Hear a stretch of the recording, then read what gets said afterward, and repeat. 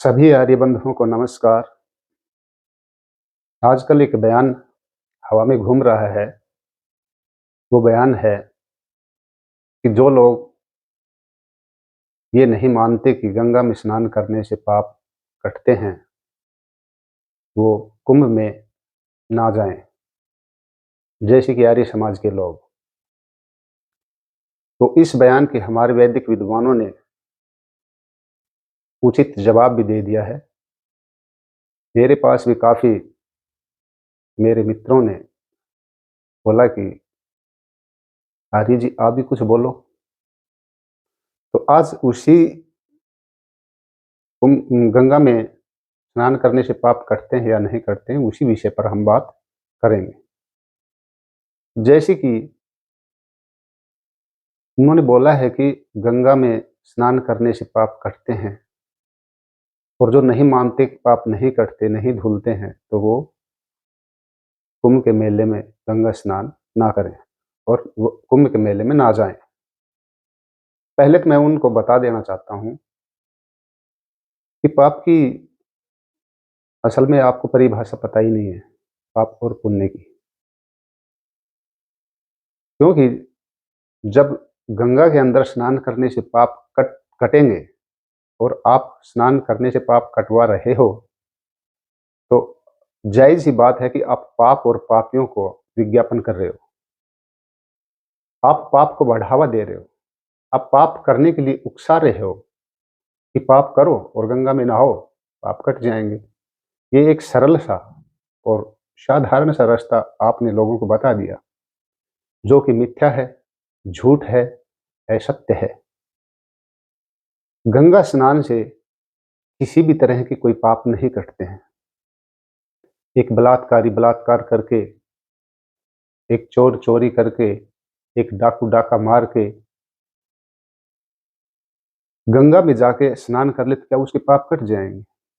एक हत्यारा हत्या करके, गाय का मांस खाके, गाय का बोटी बोटी खाकर, गाय को मारकर जो लोग गंगा में स्नान कर लेंगे, क्या उनके पाप कट जाएंगे?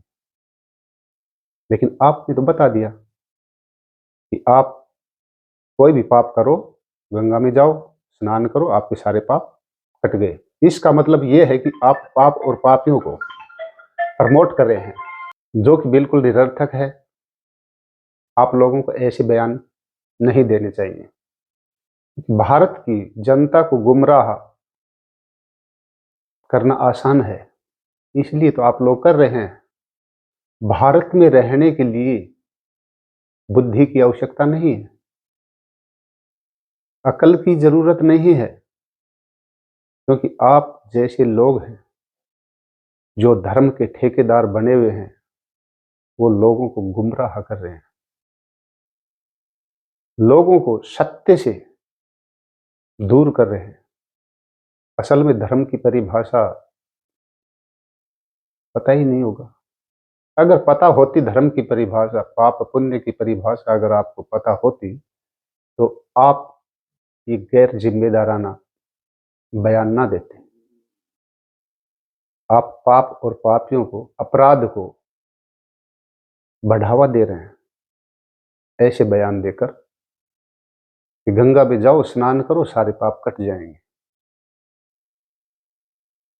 तो आपको ऐसी, मैं नाम नहीं ले रहा हूं सीधा, क्योंकि आपका अपमान करने से या आपका सम्मान करने से हमारा कोई लाभ भी नहीं है और ना हमारे कोई हानि है।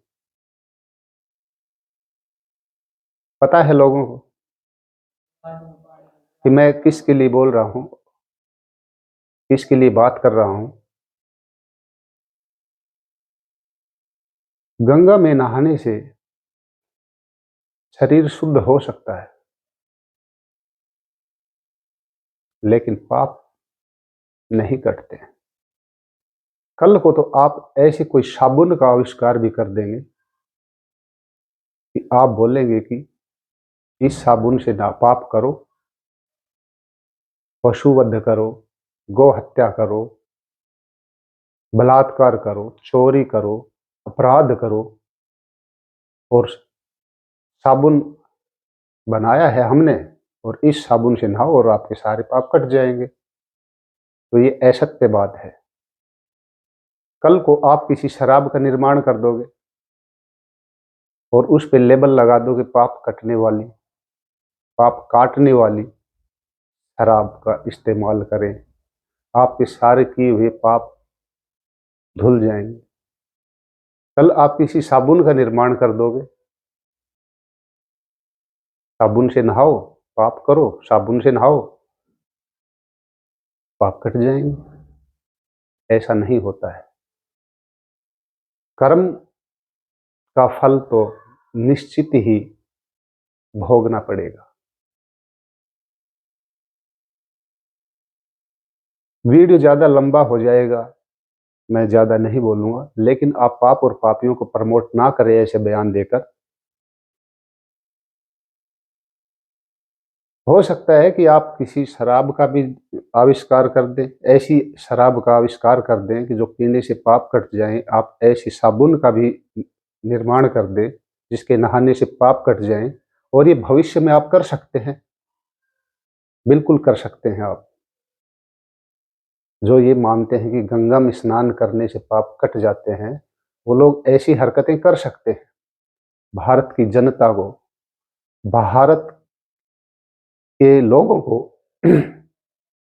गुमराह कर दोगे, क्योंकि आप लोग भयभीत हैं। किस लिए भयभीत है? कि कोई भारती, कोई मैत्री, कोई गार्गी जैसी विदुषी आपसे शास्त्रार्थ ना कर ले कुंभ के मेले में जाकर। कोई महर्षि दयानंद सरस्वती का शिष्य, कोई महर्षि दयानंद सरस्वती का सैनिक आपको कुंभ के मेले में शास्त्रार्थ के लिए ललकार ना दे, इसलिए आप भयभीत हैं कि आर्य समाज के लोग वहां पर कुंभ के मेले में ना जाएं। अगर आप मानते हैं कि गंगा स्नान से पाप कटते हैं, पाप धुल जाते हैं,